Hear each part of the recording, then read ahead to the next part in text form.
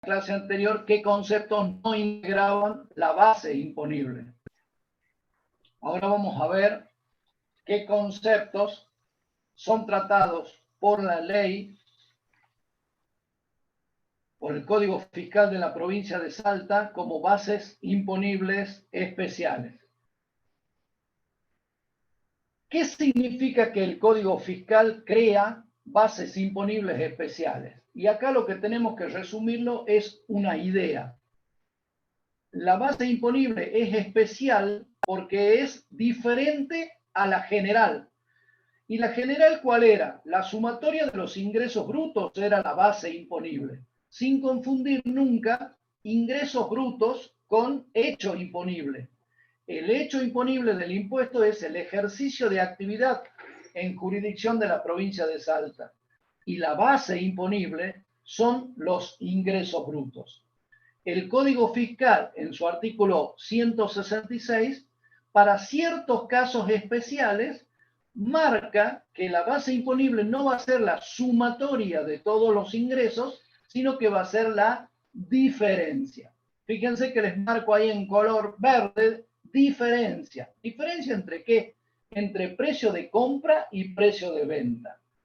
Si es una diferencia, la base imponible va a ser chiquita. Y acuérdense que cuando la base imponible es chica, la alícuota va a ser grande. Entonces, vamos a analizar el inciso A del 166. ¿Por qué la base imponible especial es la diferencia entre compra y venta? Por ejemplo, en el caso de la comercialización, no importa que sea mayorista o minorista, de cigarros, cigarrillos, tabacos manufacturados destinados al consumo final, excepto el caso de los productores de tabaco, que es otra actividad. Acá lo que se comercializa son, por ejemplo, los cigarrillos. Entonces, es el caso especial. Siempre en la venta de cigarrillos, el margen de utilidad que tiene el que revende cigarrillos es muy chiquito. Entonces, el código lo ha entendido y en este caso solamente le grava la diferencia entre el precio de compra y el precio de venta. Si le gravara la base imponible solamente el precio de venta, el impuesto sería mayor que la utilidad. Estaría comiendo, por ejemplo, de un atado de cigarrillo de 10, le estaría comiendo aproximadamente 2 atados, dos paquetes de cigarrillos. ¿Entienden? El caso especial de los almacenes. Generalmente, por razones de falta de información, quienes comercializan este tipo de productos no trabajan con las diferencias, pero es simplemente por desconocimiento. Otro caso, quienes hacen también, ¿cuándo va a haber diferencia? Entre los que hacen compra-venta de divisas, son las casas de cambio. Ellos, ¿cuál es el ingreso, digamos, específico que tienen? El ingreso bruto va a ser toda la venta, pero solamente se va a gravar, digamos, la diferencia entre el dólar comprado y el dólar vendido. Hay un caso también muy particular en el inciso C del 166. Comercialización de automotores, motovehículos, camiones, acoplados, maquinaria 0 kilómetros. Y acá hay una característica de todo este tipo de automotor, susceptibles de inscripción en registros públicos, o sea, son los bienes registrables, los que se anotan en el Registro Nacional de la Propiedad del Automotor. Solamente esos, y en esos casos va a haber también una base imponible especial. Y solamente para ciertos sujetos, porque estos sujetos son las concesionarias oficiales, ellos que ganan una comisión por la venta, una diferencia de precio. Si se le aplica la alícuota general sobre el ingreso, que es la venta del automotor 0 kilómetros, le estaría comiendo más de la utilidad. Esto tiene limitaciones. El sujeto, repito, son las concesionarias oficiales y, por ejemplo, si nuestro cliente lo que comercializa son estos monopatines eléctricos o nafteros que están de moda ahora, como estos no son susceptibles de inscripción en el registro público, no se inscriben en el Registro Nacional de Propiedad del Automotor, no entraría este caso concreto en este inciso C. Hay un caso también muy particular que se inscribe a continuación. Son casos particulares, no nos vamos a tener detenidamente en esto, pero lo que quiero mostrarles es que existen los casos de bases imponibles especiales. Miren este caso, comercialización de billetes de lotería y juegos de azar, autorizados o emitidos, pero fuera de la provincia. Acá la palabra clave es la que está en verde, fuera de la provincia. Es cuando, por ejemplo, los billetes de la Lotería de Salta se comercializan en agencias de lotería de Jujuy, de Tucumán, de Santiago del Estero. ¿Cuál va a ser la base imponible? La diferencia. Ellos son siempre intermediarios entre el que organiza la actividad, que son generalmente los bancos de desarrollo, en Salta eran los bancos de préstamo, en casa se llama ahora, ¿sí? Y quienes lo adquieren, pero son nada más que intermediarios. ¿Qué gana una agencia? Gana una comisión. La base imponible va a ser la comisión. Seguimos con todo esto que son cuestiones de azar. El inciso B del 166 bis, casinos, explotación de máquinas electrónicas de juegos de azar. ¿Cuál es la base imponible? También diferencia. ¿Diferencia entre qué? Entre el total de las fichas expedidas menos los premios efectivamente ganados. O sea, la ganancia que tiene el casino, la ganancia que tiene y que surge por la explotación de máquinas electrónicas, ¿sí? Pero cuidado, fíjense que son máquinas que pagan premios, pagan premios. El sujeto va, compra la ficha, juega, cuando le va bien, la maquinita le tira un montón de premios y en realidad la diferencia entre las fichas que compra y las fichas que recupera vendría a ser la base imponible especial. Seguimos con los juegos de azar muy rápidamente cuando son autorizados y emitidos en Salta. En este caso, que estamos en el inciso C, volvemos a hablar de billetes de lotería, tómbola, quiniela, excepto el caso anterior. ¿Quién es el caso acá? Ya no es el intermediario, es el que organiza la actividad. De nuevo, es la base imponible la diferencia entre el total de la recaudación menos la sumatoria de los premios efectivamente pagados. Seguimos con los juegos de azar y tenemos otro caso muy particular de las entidades financieras. Cuando a ustedes les toque ser contadores de entidades financieras o de bancos, sepan que la diferencia es, la base imponible especial va a ser una diferencia. ¿Una diferencia entre qué? Entre el total de las sumas del haber de las cuentas de resultados, o sea, toda la sumatoria de las cuentas del plan de cuenta de la entidad, que son las cuentas financieras. ¿Cuáles son las cuentas positivas el plan de cuenta de una entidad financiera? Los intereses que cobra, las comisiones que cobra, etcétera, etcétera. ¿Ok? Menos los intereses que paga, porque ¿qué hace un banco? Intermedia también en los capitales, ¿sí? Entre los capitales tomados y los capitales prestados. Pero cuidado porque tiene una característica especial la manera de declararla. Y dice el código, ajustadas en función de su exigibilidad en el periodo fiscal. O sea, para que esté en la cuenta de resultado, esa cuenta, esa utilidad debe ser no solamente devengada, sino también debe ser exigible, siempre muy cercano a lo financiero. Tenemos el caso particular de las compañías de seguros. Tenemos este que me gusta explicar, el de préstamos por particulares, el 168. ¿Qué pasa cuando un particular presta dinero? ¿Qué gana? Y gana interés. Entonces, este artículo es el que se le aplica para determinar su base imponible especial.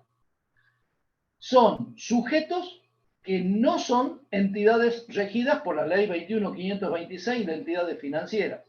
¿Y cuál va a ser la base imponible? El monto de los intereses. El código sigue hablando de ajuste por devalorización monetaria en el caso de que hubiera, hubiera esta posibilidad. Menciona también que si no se menciona el tipo de interés o si se fija uno que es menor que el que determine la ley impositiva, se computará el interés fijado por la ley impositiva. Y la ley impositiva, sepan ustedes, nunca fijó ningún tipo de interés. Resumiendo, base imponible especial en préstamos efectuados por particulares, distinguimos cuál es el ingreso bruto, capital más interés. ¿Pero qué le dice el Código Fiscal? No, la base imponible especial solamente va a ser el monto de los intereses. Acá hay un caso también a continuación muy interesante, que es el de la industrialización y comercialización de combustibles líquidos y gas natural. ¿Quiénes comercializan combustibles líquidos? Las estaciones de servicio, por ejemplo. ¿Sí? Acá tenemos que hacer un poquito de historia.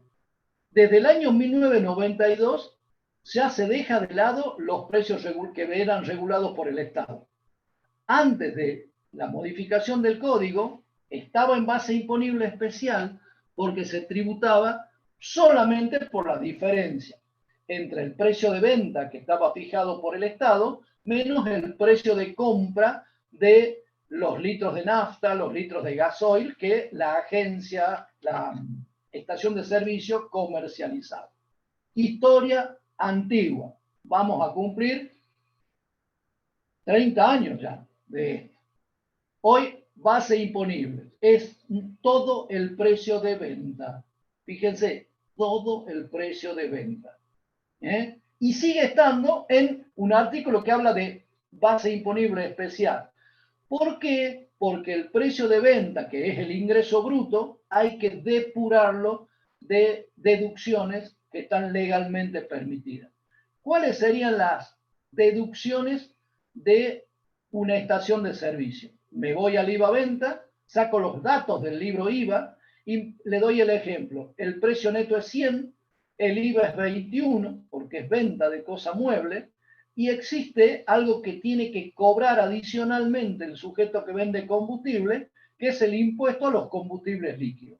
Supongamos que sean 10.000 pesos. Entonces, la factura, la operación, ya no va a ser 100 más 21, sino va a ser 100 más 21 de IVA y también más 10. O sea, el total del ingreso va a ser 131.000 pesos. Vamos a comparar. La base imponible para el IVA solamente es 100, porque es el precio neto. En cambio, la base imponible para económicas le tengo que adicionar, o mejor dicho, no lo puedo depurar a los 10.000, que es el impuesto sobre los combustibles líquidos. Un impuesto provincial está tomando de base a un impuesto nacional. El precio, la base imponible es el precio neto más el impuesto a los combustibles líquidos. Sobre la suma de los dos es que se aplica la alícuota. Suena feo, ¿no? Pero así es. Y acá lo que tenemos que recordar cuando entramos a analizar las cuotas fijas y los mínimos, decíamos que el código autoriza a que se puedan cobrar mensualmente cuotas fijas o mínimos, que los contribuyentes tributen con mínimos o con cuotas fijas.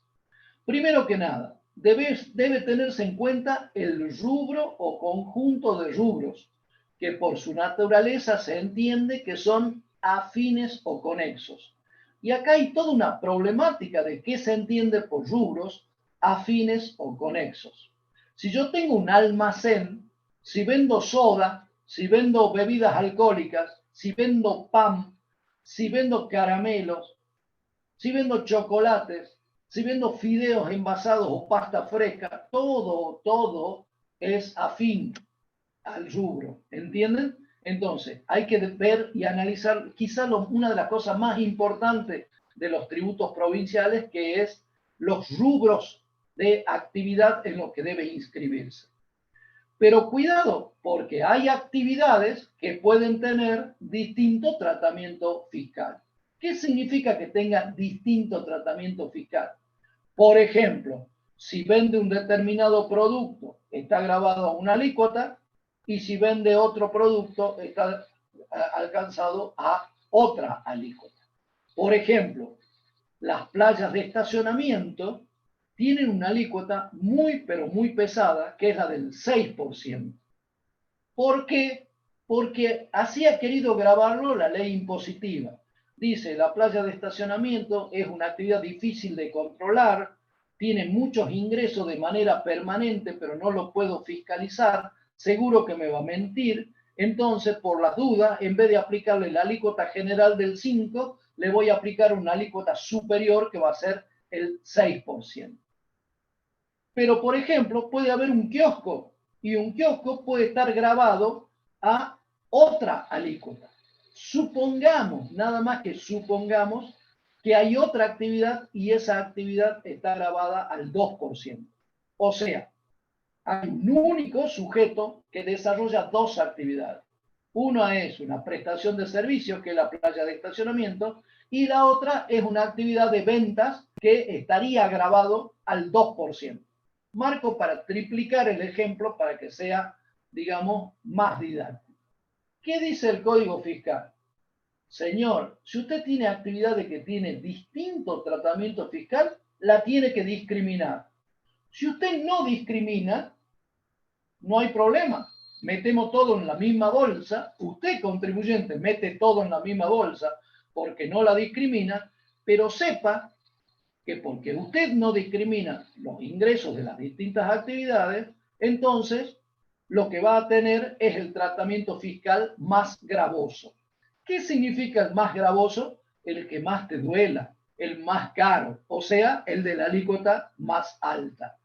Ahora, si usted discrimina como Dios manda, tiene distintos rubros en su tiquetera fiscal, discrimina en las facturas electrónicas lo que corresponda, etcétera, etcétera, bueno, no hay problema. Hay que aplicar el tratamiento correspondiente a cada una de las distintas actividades que tenga. Y acá Miriam nos pone un ejemplo. Hay una playa de estacionamiento y otra actividad. Supongamos sea un kiosco y supongamos que esté grabado al 2%. Si el ingreso de la playa de estacionamiento es 300.000 y el kiosco es 220.000, tiene un total de 520.000. Si usted no discrimina nada, mete todo en el mismo rubro, en el mismo concepto, no tiene separación de los ingresos por actividades, no hay problema, metemos todo en la bolsa, 300 más 220, 520.000, al 6%, usted tributa 31.200. Pero si usted le hace caso a su contador y usted discrimina sus actividades, entonces sobre 300.000, que es la playa de estacionamiento, va a tributar al 6, y sobre 220.000 va a tributar al 2%. O sea, hay que discriminar, sí, siempre. Y este concepto es uno que siempre nos ha traído muchísimos problemas. ¿Cuándo se aplica el mínimo? Porque recuerden, se tributa mensualmente, pero no tenemos que perder la noción de que el impuesto a las actividades económicas es un impuesto anual, que se tributa mensualmente. Entonces, ¿hay mínimos? Sí. ¿Y cuándo se tributa? Bueno, miren lo que dice el 172, cuarto párrafo del Código Fiscal. Está hablando de las actividades y dice, cuando habiendo discriminado las actividades, el total del gravamen por el periodo fiscal no exceda el mínimo correspondiente a la actividad sujeta al tratamiento fiscal más gravoso, entonces deberá tributar el impuesto mínimo correspondiente a esta última actividad. O sea, yo tengo dos actividades, lo menos que voy a poder tributar va a ser el mínimo de la actividad más gravosa, o sea, la más cara, la que tenga la alícuota mayor. La conclusión que llegamos de este análisis, con muchas discusiones, es que el mínimo es uno solo por contribuyente y no uno por actividad.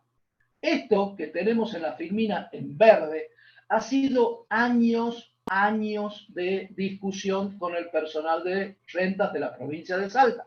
Y diría, con rentas de otras provincias también. El mínimo es por contribuyente y no por actividad. Y le ponemos un ejemplo. Ejemplo, ingreso por la playa de estacionamiento, 10.000. Ingreso por otra actividad que está grabada al 2%, 20.000. Entonces, ¿qué tiene que tributar? El 6% de 10.000, que es la playa, son 600 pesos. Y el 2% de 20.000, que es la otra actividad grabada a una alícuota, que es la tercera parte de la playa de estacionamiento, serían 400 pesos. ¿Cuánto tiene que tributar este sujeto? 1.000 pesos. 1.000 pesos por todos los ingresos de todas sus actividades, que son 2.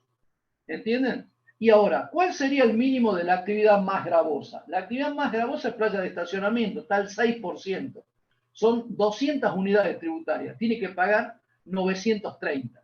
Pero como 1.000 es superior a 930, que es el mínimo de la actividad más gravosa, no tiene que pagar más nada. No es que tiene que pagar 600 por un lado y 930 o 930 por un lado y 400 pesos por el otro.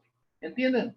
No debe, ya lo vamos a ver en clase práctica también, el total a ingresar va a ser 1.000, aunque individualmente no alcance con el mínimo.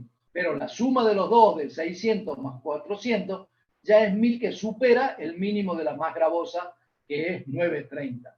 Moraleja, el impuesto a las actividades económicas a ingresar, pese a que individualmente no alcancen el mínimo de 930, va a ser 1.000 pesos. Y no 930 más otro importe adicional. Vamos a hablar de alícuota general. Dijimos, ¿dónde están las alícuotas? No están en el Código Fiscal, están en la ley impositiva. ¿Cuántas son las alícuotas? Y las alícuotas son varias y diversas. Empecemos por aclarar, y lo pongo en verde, ¿cuál es la alícuota general? O sea, si hay una actividad que no está nominada, especialmente con alguna alícuota, entonces se le aplica residualmente la alícuota general. ¿Ok?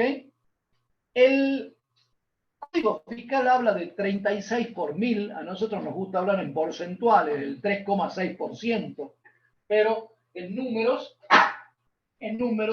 sería lo mismo. La alícuota general, 3,6% o 36 por 1.000. Hay alícuotas diferenciales inferiores quiere decir por debajo del 36 por 1.000, que es, por ejemplo, una del 10 por 1.000. El caso muy particular de la industrialización de combustible. ¿Sí? Pero siempre y cuando no se venda a consumidor final. Como los montos son enormes, ya no se trabaja con bases imponibles especiales, de diferencia entre precio de compra, precio de venta. Acá estamos en el caso del que industrializa, estamos hablando de, por ejemplo, una empresa como YPF, ¿sí? Como eso, como Shell. Entonces, ¿qué alícuota tributan ellos? Nada más que la del 10 por 1.000, la más bajita de todos.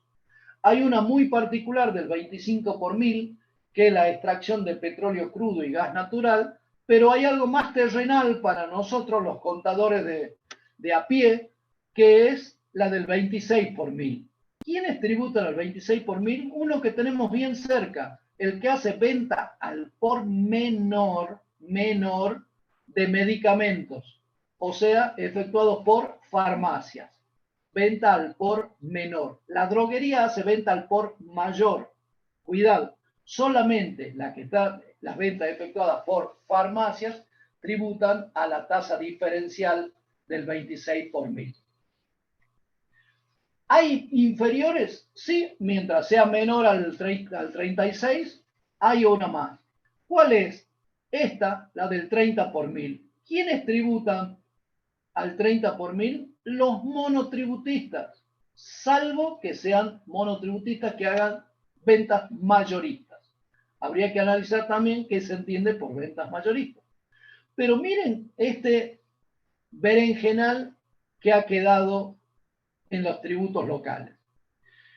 Nos dice que van a pagar al 30 por mil en la medida en que no tenga otro tratamiento, pero casi no existen monotributistas que paguen esta alícuota especial del 30 por mil, porque la ley 8064 de adhesión al consenso fiscal se fijaron alícuotas directamente por actividad, como una manera de entender el zafarrancho que armaron.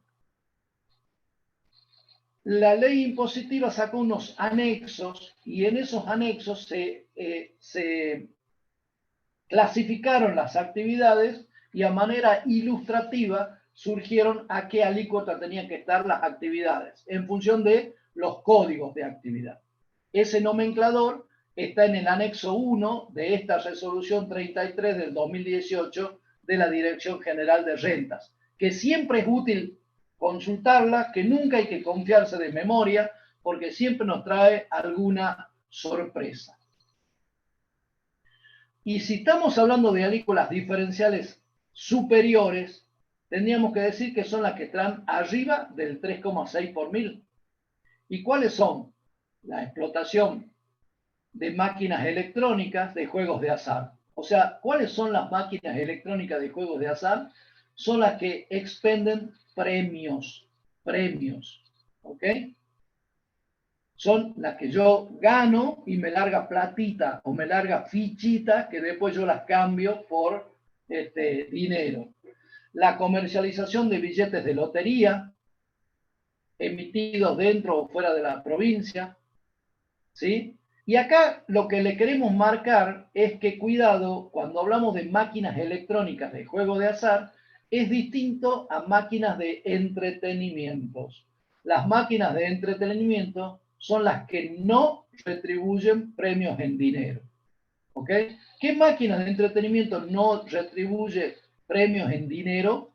Por ejemplo, esa que nos da para sacar el osito, aquella que es la carrera de autos, las peleas entre distintos sujetos electrónicamente. Bueno, ustedes lo conocen mejor que cualquiera. Siempre va a haber la alícuota, la aplicación de la alícuota del 60 por mil cuando haya actividad de intermediación. Los comisionistas tributan al 6 por mil, pero la base, recuerden, siempre va a ser menor. ¿Por qué? Porque va a ser la diferencia entre el precio de compra y el precio de venta. ¿Hay otra actividad al 6 por mil? Sí. Miren, cuando la compra-venta es de embarcaciones de recreo, deportiva, aquí el código se dijo, esto es lujoso. Entonces, como este es un impuesto que se traslada, el que adquiere una lancha para ir al dique debe tener económicamente capacidad contributiva, así que como el impuesto se carga al precio, no hay problema que sea el 60 por mil. Repito, compra-venta de embarcaciones de recreo y deportiva. No importa que sea nueva o usada.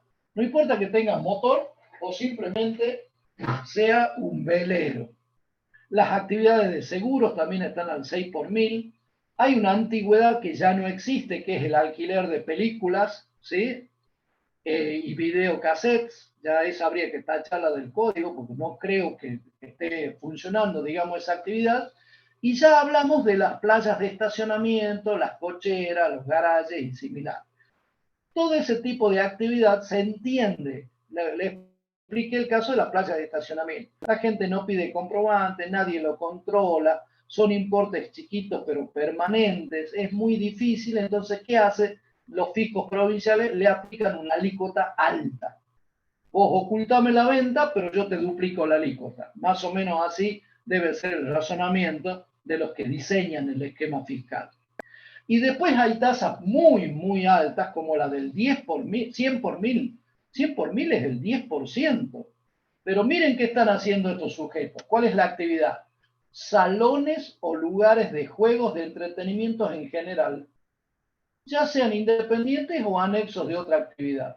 Mire, un salón de juegos de entretenimiento al 10%, me parece altísimo. ¿Qué será de juegos de entretenimiento? También habría que buscar eso. Algo más conocido para usted, salones de baile, prepandemia diría yo, pero siguen existiendo, y similares, incluida la consumición. Si es que no esté incluido en el punto anterior ni tampoco en el siguiente. El punto anterior, dijimos, era solamente entretenimiento, sin pachanga, sin baile.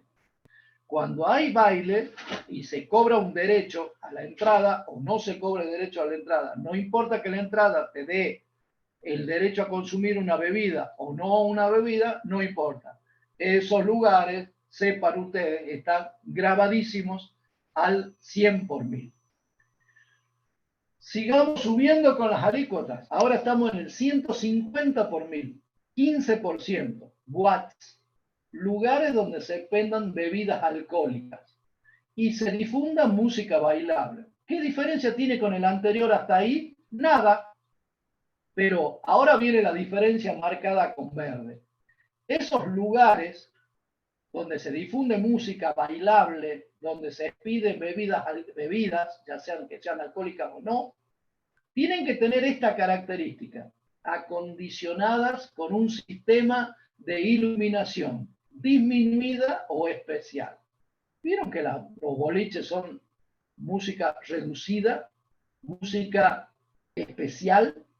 Bueno, esos lugares, llámenlos como lo llamen, boliches, el código tiene una expresión antiquísima, watts, más acorde a cuando yo era pibe y asistía, por supuesto, a esos hermosos lugares, ¿sí? Bueno, estos tributan al 150 por mil. Pero fíjese que acá la condición entre el 10% y el 15% es si está acondicionado con un sistema de iluminación disminuida o especial. Suena gracioso, pero es así. ¿Qué otro está al 15%? La explotación de juegos o entretenimientos mediante máquinas electrónicas, ya lo vimos.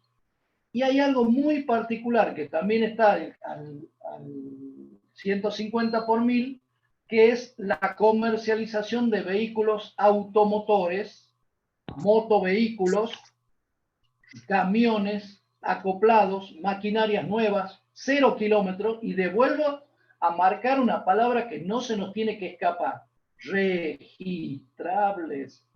Registrables en el registro de propiedad del automotor. Los monopatines no van. Los triciclos a pedal tampoco van.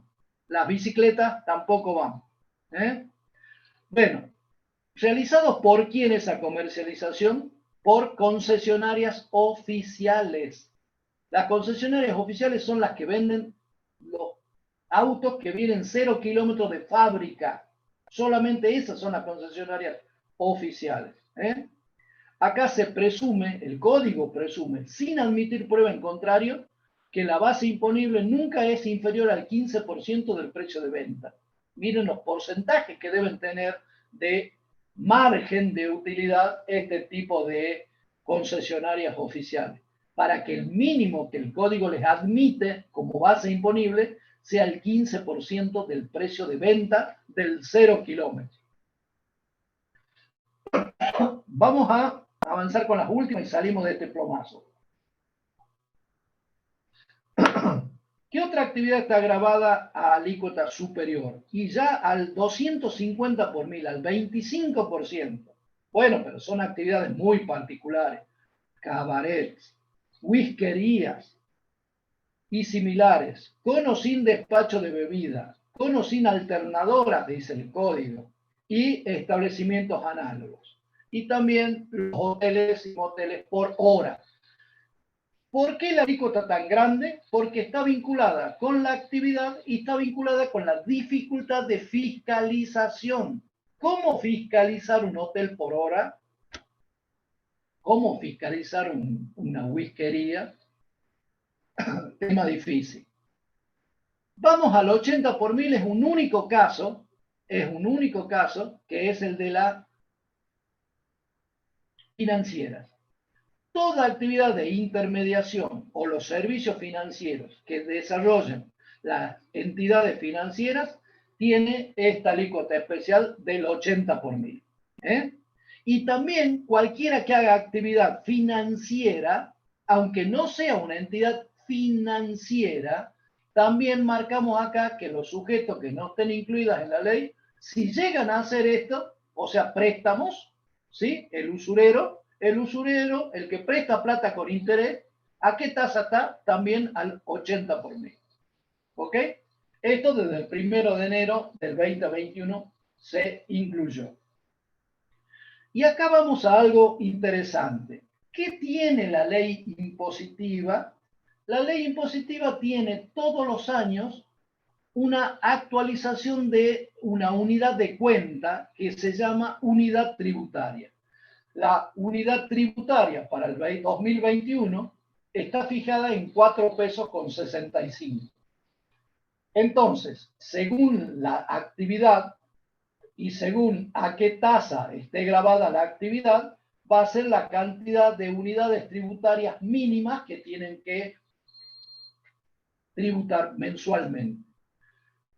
Las que están al 1,5, del 1,5 al 3,6, ¿a qué tasa tributan la unidad? A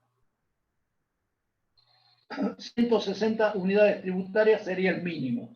Digamos en pesos, 744 pesos. Si la actividad está al 6, 200 unidades tributarias, equivalente a 930. Si la actividad está al 10, 300 unidades tributarias, 1.375. Si está alguna alícuota especial, como la del 15%, como el ejemplo las watts y los lugares donde tengan música bailable con iluminación disminuida, ¿sí? Entonces, 600 unidades tributarias, 2.790 pesos. Y otras superiores, ¿ok?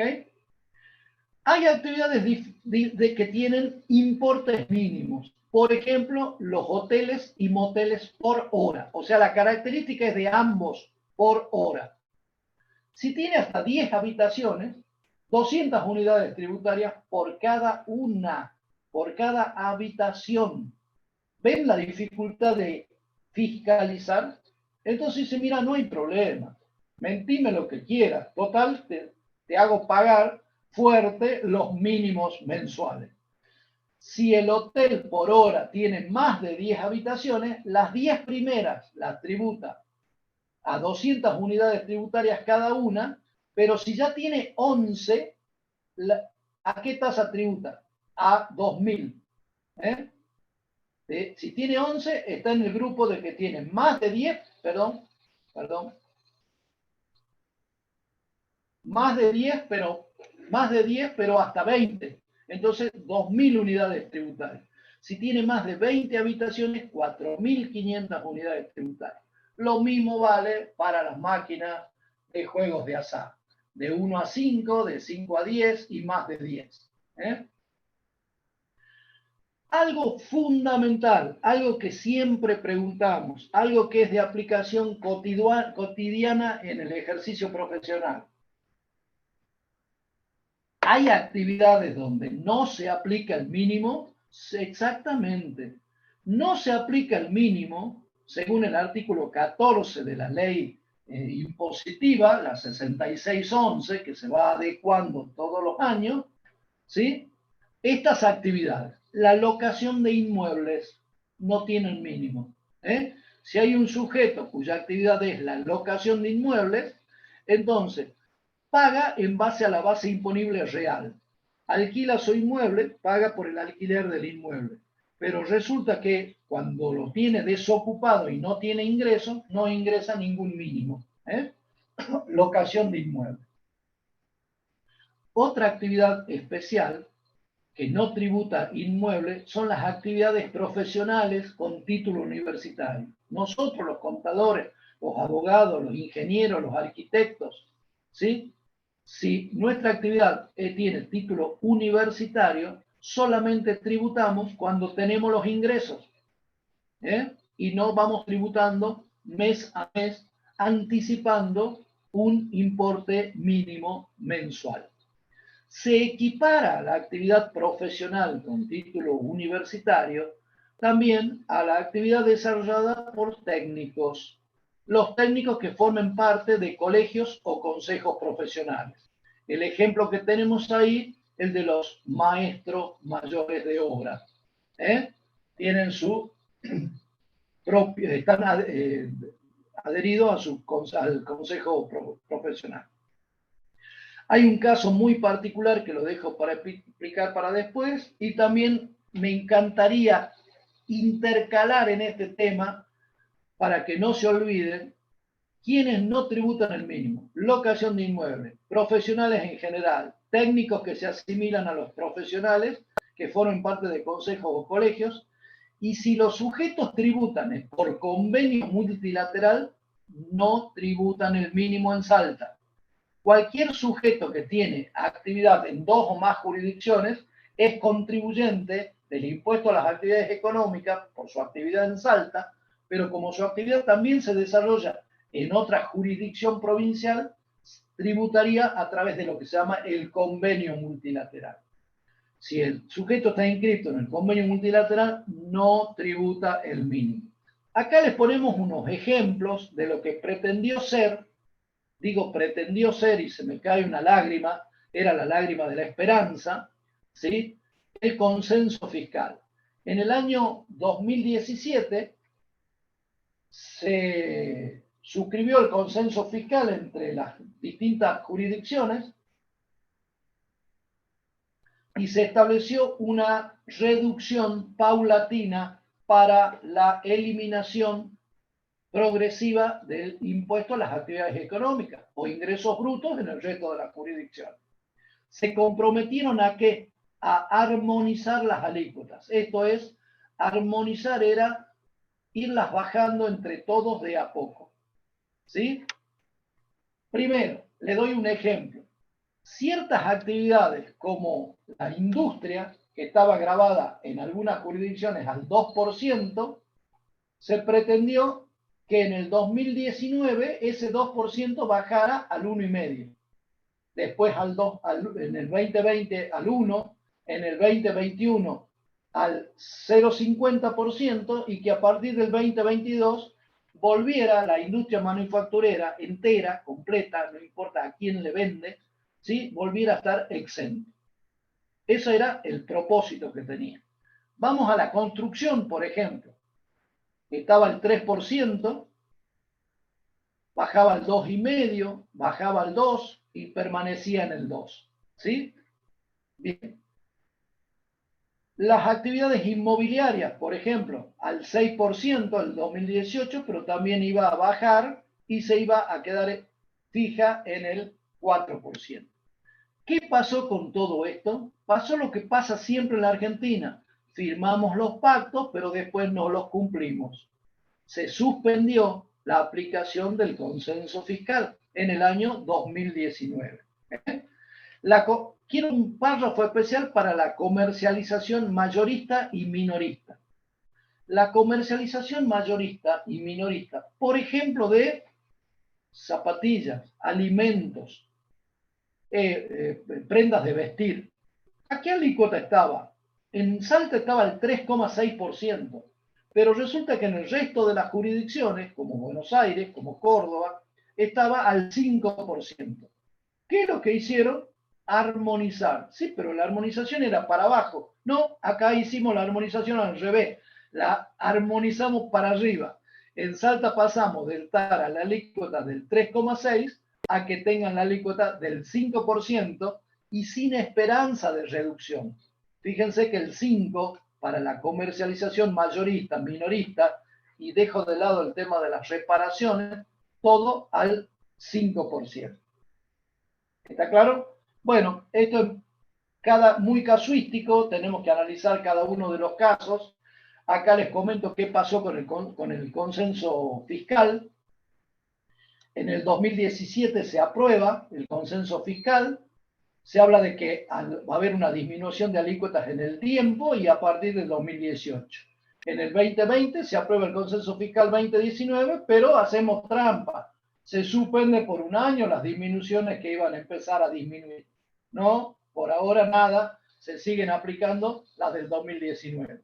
Y en el 2021 sale la ley 8228, aprueba el consenso fiscal 2020, en realidad lo que dicen es, se suspende nuevamente lo que ya vendía suspendido. O sea, la reducción de alícuotas prevista originariamente en el año 2017 brilla por su ausencia.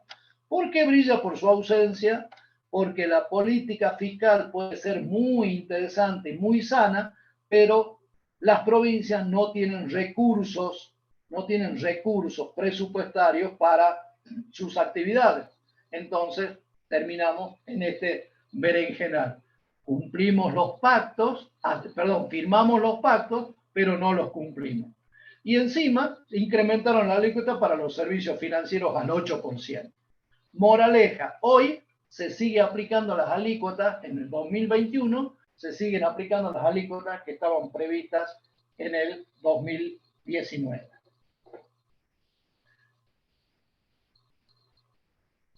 Ya hablamos del pago del mínimo. Cuando ya se ha superado el impuesto mínimo anual, ya no debe ingresarse ningún impuesto mínimo, si es que el impuesto determinado es inferior al mínimo. Esto se da mucho en las actividades estacionales. Si yo tengo una heladería, en enero y febrero vendo como loco. Entonces, seguro que voy a vender helado y voy a superar el mínimo de la actividad. Y en julio y en agosto, que hace mucho frío, la heladería directamente ni trabaja y por ende no tiene ingreso. ¿Tiene que ingresar un impuesto mínimo? No, porque el impuesto mínimo es mensual. Y habiéndose superado con ya lo ingresado hasta julio, en el caso de la heladería que le doy como ejemplo, no tiene que ingresar ningún mínimo mensual. Ya me anticipé también en esta filmina que los sujetos del convenio multilateral no abonan el mínimo, porque la ley de coparticipación dice que se debe tributar por periodos mensuales. Dos palabritas a las exenciones. ¿Existen exenciones en el impuesto a las actividades económicas? Sí, y esas exenciones están condicionadas. Esta palabra no se lo olviden nunca. Condicionadas. Usted tiene una actividad que el código dice que está exento.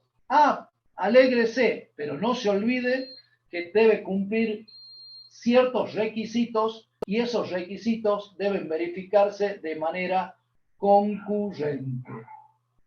Para que una actividad esté exenta, debe reunir los recaudos exigidos por el artículo 174 del Código Fiscal, que es, por ejemplo, cuando la designan. Por ejemplo, la venta de libros, ¿sí? La venta de libros no paga actividades, no pagaría, hablo en potencial, no debiera pagar, me expreso mejor, impuestos a las actividades económicas, las librerías, ¿sí? Las que venden libros. Pero cuidado, tiene que solicitar la emisión de una constancia o tiene que tener resolución de la exención. La constancia de emisión es cuando la exención es objetiva, o sea, es por la actividad venta de libros. Y la resolución de exención es cuando la actividad es subjetiva. Por ejemplo, el Tiro Federal, la Asociación de Ciegos, etcétera, etcétera. Requisito para que goce de la exención. Como tiene que renovar el trámite todos los años, que es el caso de las objetivas, no debe registrar deuda firme, ni exigible, ni omisiones de presentación de declaración jurada. O sea, debe andar un relojito el contribuyente. No tiene que tener deuda, pero deuda. 4 pesos de intereses que deba, ya lo deja afuera, tiene que regularizarla, tiene que pagarla. Esa deuda no debe estar ni firme ni exigible. Tampoco tiene que tener omisión de presentación de declaración jurada. Y cuando hablamos de declaración juradas, hablamos de todas las declaraciones juradas, las determinativas y también las informativas. Y acá algo también curioso. Fíjense que la exención es condicionada, no debe tener deuda firme ni exigible ni omisión de presentar declaraciones juradas respecto de los tributos legislados por el Código Fiscal. O sea, no debe tener deuda en otros tributos tampoco. Supongan que deba impuesto de sellos. Supongan que deba, por ejemplo, impuesto inmobiliario rural, el contribuyente. ¿Ok? Si tiene, no le va a salir la exención en el impuesto a las actividades económicas. Esto es como un acuerdo. Yo te doy la exención, pero vos no me tenés que deber nada por nada y me tenés que haber cumplido con todos tus deberes de presentar declaración jurada, determinativa o informativa. ¿Correspondiente a qué periodos? A los periodos fiscales anteriores al que se solicita la exención. En marzo del 2021, por ejemplo, tiene que tener regularizado totalmente el año 2020. Y ahí es donde se hace el pedido de la exención. Ahora, ¿qué pasa si yo pido la exención y Rentas me verifica que existe deuda o me dice, mire, usted se olvidó de presentar una declaración jurada como agente de retención informativa? Bueno, le da al contribuyente 25 días para que regularice esa omisión. Si en los 25 días de plazo regulariza, entonces no hay problema, la exención se la van a dar desde el 1 de enero del año que se está solicitando. Pero castigo duro, si cumple después del plazo indicado, después de los 25 días, presenta la declaración jurada que debía, que se olvidó de presentar el anexo o la declaración jurada informativa, o paga lo que te debería haber pagado, entonces, como vencieron los 25 días, la exención no va a salir por todo el año, sino que va a salir a partir del mes siguiente al que haga los deberes, al que regularice la obligación pendiente, ya sea de pago o de presentación. Y, por ejemplo, lo va a hacer desde julio hasta diciembre del año 2021. Todo esto está reglamentado en esas resoluciones. Están las subjetivas, marco las más interesantes. El Estado, por supuesto, establecimientos educacionales privados. Características, ya lo han visto en IVA, incorporados a planes de enseñanza oficial y reconocido como tal por las distintas jurisdicciones. ¿Les suena? Igual que el IVA, ¿sí? Los entes sin fines de lucro, pero le ponen una condición, siempre que los ingresos de estos entes sin fines de lucro se destinen al objeto social y no se distribuya esa platita entre los socios. Esta entidad sin fines de lucro le pide una característica, tiene que tener personería o reconocimiento de la autoridad competente, o sea, tiene que estar inscripta en los registros pertinentes. Si no, es un club de amigos, es simplemente otra cosa y no lo que el código exige. Debe tener personería jurídica. Vamos con las exenciones, dos palabritas para las subjetivas, por ejemplo, las cooperativas de consumo, las entidades sindicales, ¿sí? En el caso de las cooperativas de consumo, por las operaciones que realicen con sus socios únicamente. Si vende la cooperativa de consumo, vende a terceros, entonces no van a estar exentas esas operaciones. Cooperativas de consumo, por ejemplo, los productores tabacaleros que tengan una cooperativa donde compran en bloque al recontra por mayor los insumos que necesitan para la producción y después los productores tabacaleros directamente les compran a su propia cooperativa. Si alguien que compra no es socio de la cooperativa, y la expresión correcta sería asociado a la cooperativa y no socios, entonces no estaría exento. Una muy común y que siempre nos trae dolores de cabeza son las agencias de viajes. ¿También están exentas? Sí, pero con un montón de análisis que tenemos que hacer. ¿Cuándo están exentas las agencias de viajes? Cuando estén inscriptas y con licencia vigente. ¿Quién le da la licencia? La Secretaría de Turismo de la Nación. Esa licencia, fíjense que las agencias tienen un número que se llama legajo número, que es el número que le tocó cuando se inscribió en ese registro nacional. ¿Sí?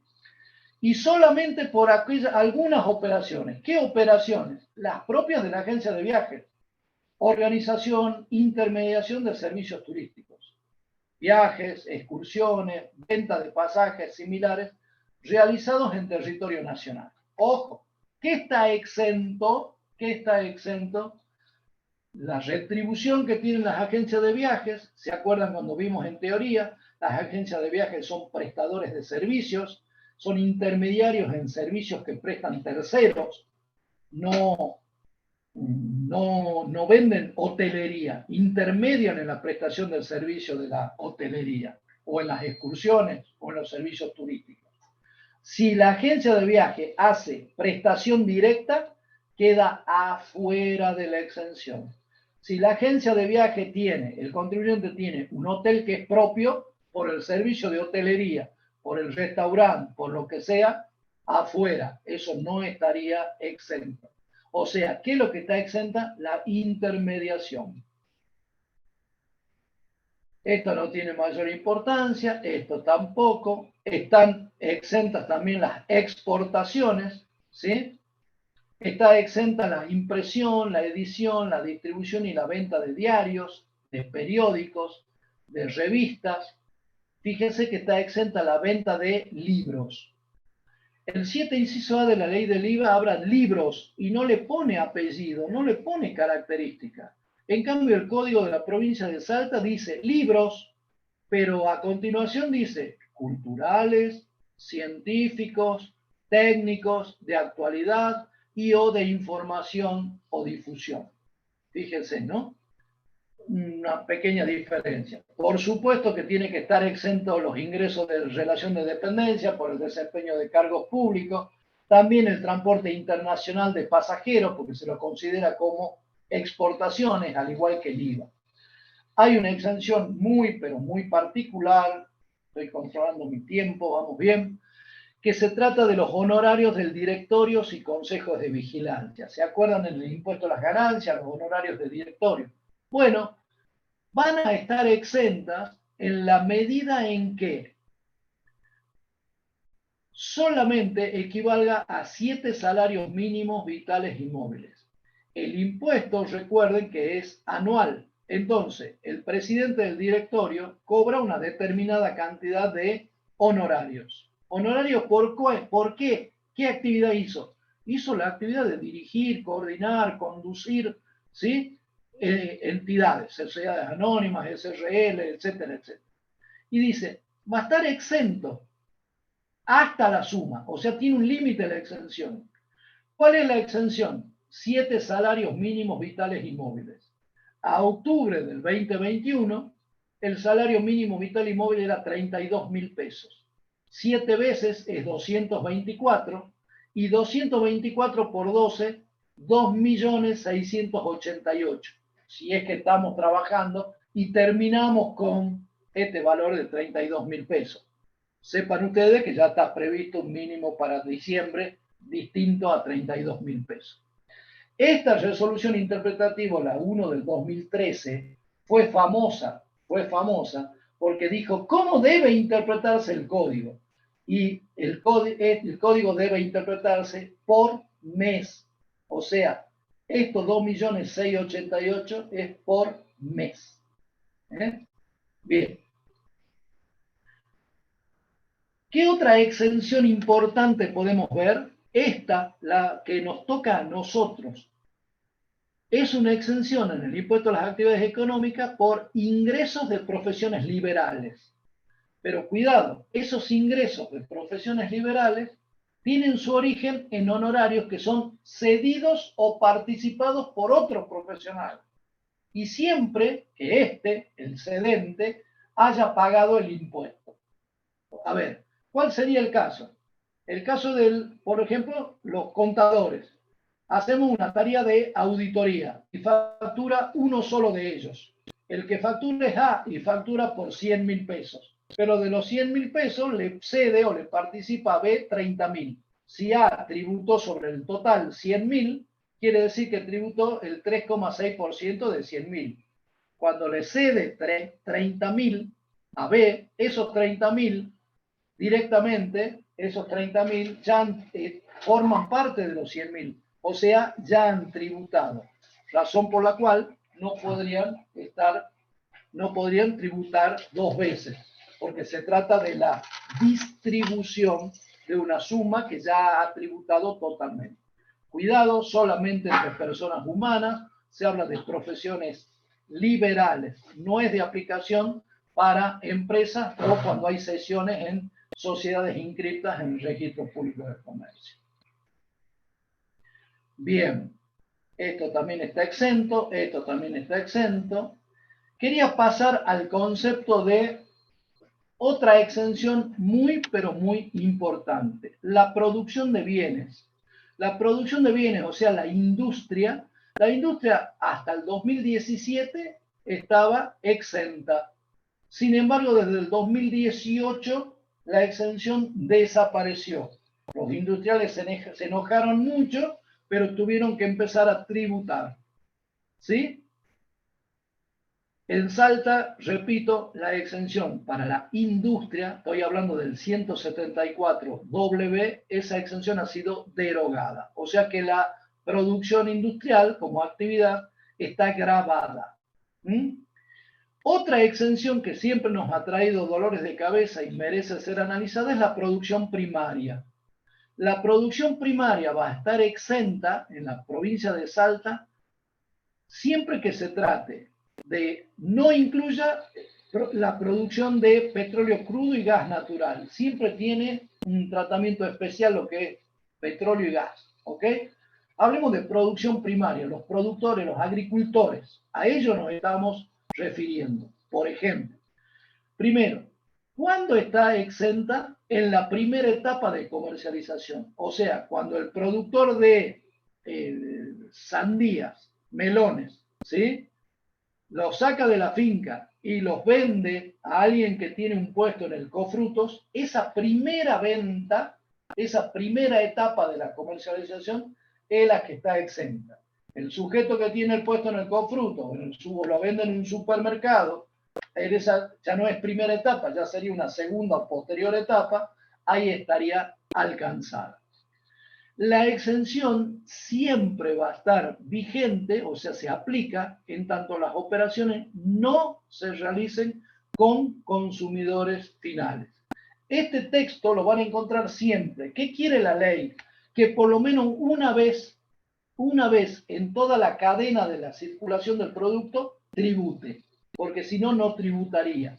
Si el productor primario, el dueño de la finca, que tiene la plantación de melones, lo vende directamente a los consumidores finales porque abre la tranquera y lo están esperando en la puerta de la finca y lo vende, entonces no tributaría nunca. ¿Qué pide para que esté exento? Que las operaciones no se realicen con consumidores finales. Esto es, que paguen una única vez. Y los de producción primaria tienen una característica. Como generalmente no tienen una buena organización, no tienen una buena administración, no están obligados a actuar como agentes de percepción. Y esta es una gran ventaja para lo que nosotros salteños decimos los finqueros, los productores agropecuarios. Entonces será necesario definir qué se entiende por consumidor final. Porque consumidor final es un concepto que nosotros venimos manejando, pero en el IVA. Entonces, la ley 6611, la ley impositiva, lo tiene como conceptualizado como serán considerados consumidores finales quienes destinen bienes o servicios para uso o consumo privado. Fíjense, uso o consumo privado. Y algo que siempre se discutió mucho y que trajo ríos de tinta es, y cuando le vendo al Estado, ¿el Estado es consumidor final?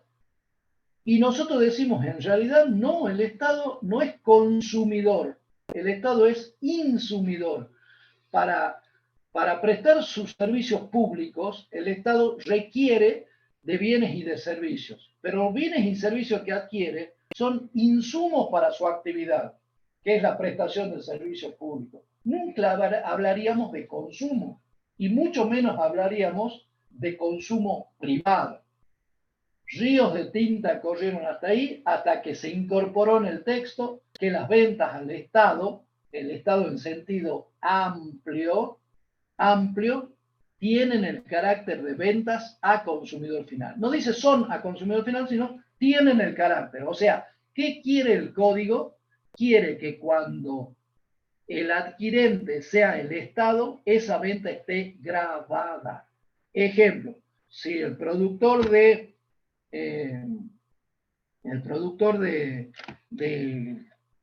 cualquier tipo de bien o el prestador de servicio lo realiza para el Estado, siempre va a estar alcanzado. ¿Ok? Siempre va a estar alcanzado. Hay un trámite para gozar de la exención, hay una característica para la iniciación de actividades. ¿Cómo se solicita cómo se inicia actividades? Se solicita la inscripción, se abona el mínimo mensual, aunque ya no se está aplicando esto de hacerlo pagar el mínimo. ¿Y qué pasa si durante el periodo fiscal el impuesto determinado es, uno, mayor y dos, menor? Si durante el periodo fiscal el impuesto determinado es mayor al mínimo, entonces lo abonado al inicio se computa como pago a cuenta y hay que pagar la diferencia. Cuando ingresó pagó 160 unidades tributarias como anticipo mínimo, pero después realiza la actividad, en la declaración jurada lo computa como un pago a cuenta más. Pero si es menor, porque en realidad de ingresos tuvo 2 pesos, entonces el impuesto le da 40 centavos, bueno, lo que pagó como mínimo, perdiste, es pago único y definitivo. Cese de actividades. Y ahora quiero referirme al régimen simplificado para pequeños contribuyentes y a pagos a cuenta del impuesto a las actividades económicas. Les dejamos un material adicional, cómo trabajan las retenciones, las percepciones, las recaudaciones y los pagos a cuenta. Todo es un mecanismo de anticipar ingresos al fisco. Hay un régimen de retenciones, hay un régimen de percepciones, hay un régimen de recaudaciones bancarias, que lo explico en 2 palabras. Cuando se depositan fondos en cuentas bancarias, el banco actúa como agente de recaudación. No es agente de retención ni es agente de percepción, porque no cobra ni paga. ¿Está claro? Pero es agente de recaudación. Ese porcentaje que el banco descuenta de la cuenta es pago a cuenta del impuesto a las actividades económicas. Hay un concepto muy particular que es el de perfil de riesgo. 2 palabras con esto. Existe un perfil de riesgo, o sea, la Dirección de Renta califica a los contribuyentes en función de su conducta fiscal. Y en función de la conducta fiscal hay un régimen de retenciones o percepciones diferenciado. Si te portas mal, te hago que te retengan más que lo que sería el caso general de si te portas bien. O sea, el que tiene riesgo, el agente de retención o debe consultar su perfil de riesgo y en función de la calificación que tenga el contribuyente le tiene que aplicar una alícuota diferenciada. ¿Ok? Hay percepciones, ahora las percepciones se aplican a todos los contribuyentes, así que el gran análisis que hacíamos antes no va, y quiero pasar a compartir otro material.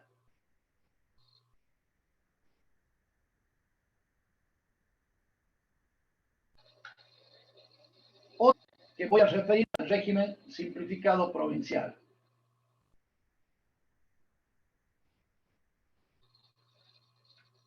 Hola, Joaquín.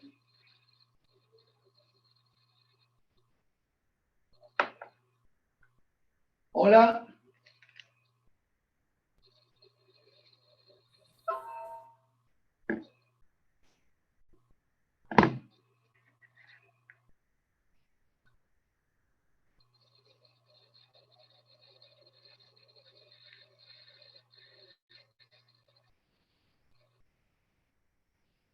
Voy a compartir este material.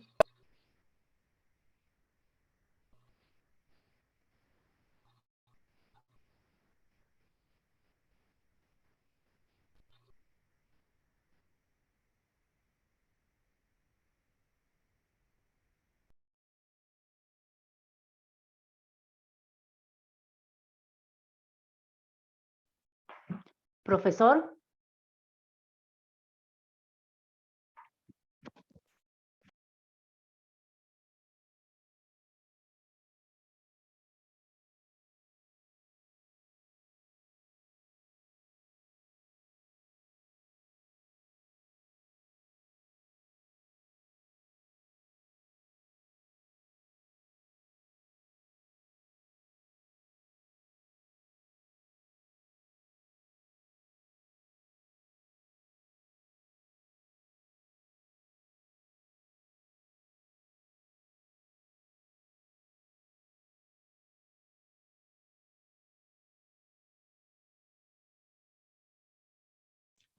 Contador, está teniendo problemas con el audio, no se lo escucha.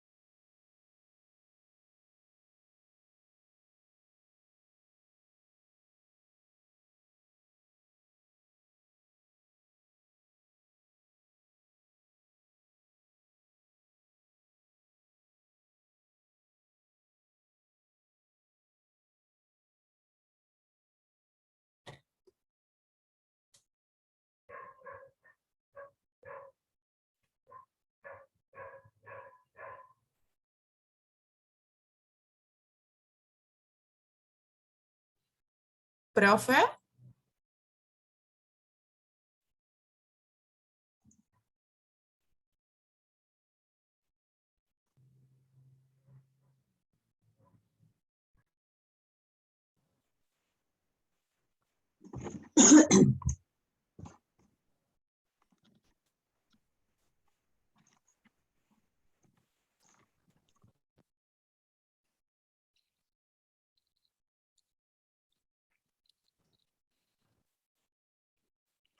Contador,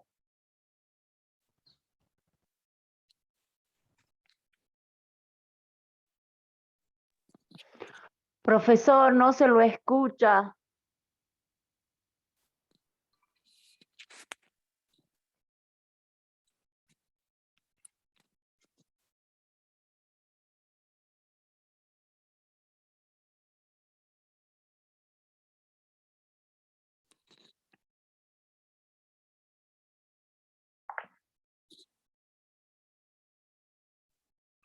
Profe, hace como 10 minutos que está sin audio.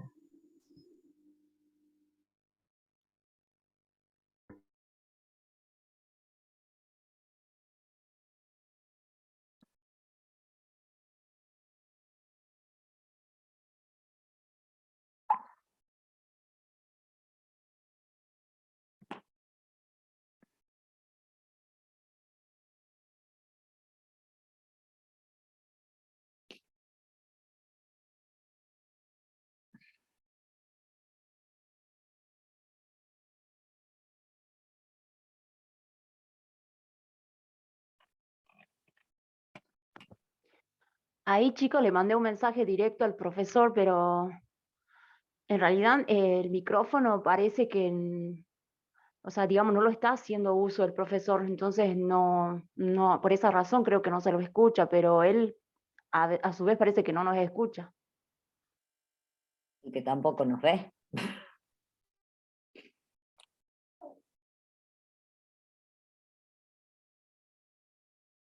No, definitivamente no nos escucha.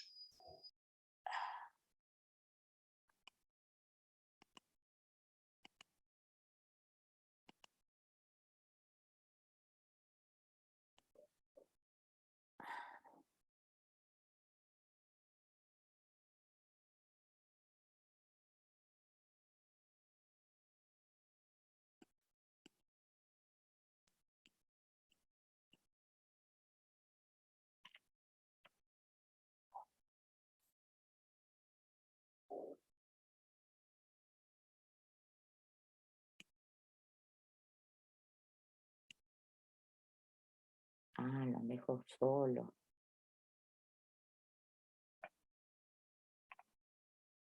Sí, no, Joaquín no está ahí conectado. Sí, lo han dejado solo al contador, entonces no puede ver los mensajes.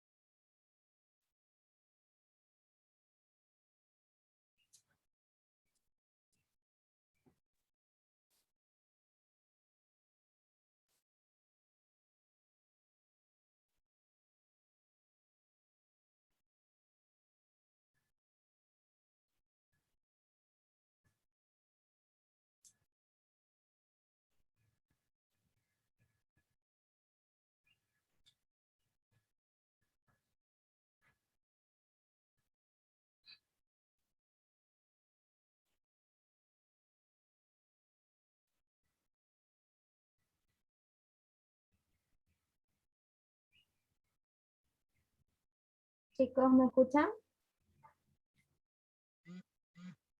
Sí, Ahí me pude conectar con el profesor, dice que lo dejamos para las próximas clases. No tiene internet.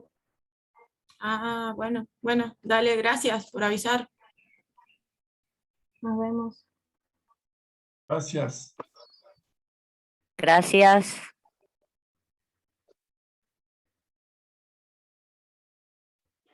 Bueno, yo justo había hablado con la profesora Hermosinda Hues y bueno, quedó en ahí que iba a hablar con el profesor, pero bueno, no, ya supongo que terminó la clase. Sí, me dijo que lo dejamos para la próxima.